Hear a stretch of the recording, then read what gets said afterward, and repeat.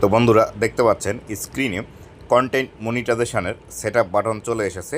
সেই একটি বিষয় আপনারা দেখতে পাচ্ছেন এবং এখান থেকে এই কন্টেন্ট মনিটাইজেশনটি সেটআপ করব এবং সেটআপ কিভাবে করতে হয় সেই বিষয়টি আপনাদেরকে দেখাবো এবং সেটআপ করার পরে কি একটা প্রবলেম আসে এবং এই বিষয়টা নিয়ে কিন্তু আপনারা অনেকেই চিন্তিত আছেন, সেই বিষয়টি আপনাদেরকে দেখাবো। তো আমি এখান থেকে এই সেটআপ অপশনে ক্লিক করে দিচ্ছি সর্বপ্রথম। তো আমি সেটআপে ক্লিক করে দিলাম।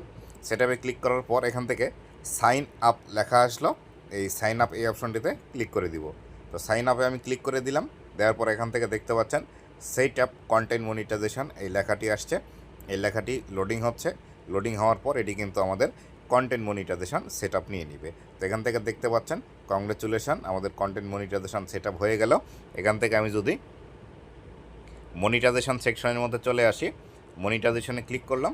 ক্লিক করার পর এখান থেকে দেখতে পাচ্ছেন আমাদের এটি কিন্তু এক্সপায়ার হয়ে আছে। এটি আমাদের সর্বপ্রথম এটি কমপ্লিট করতে হবে।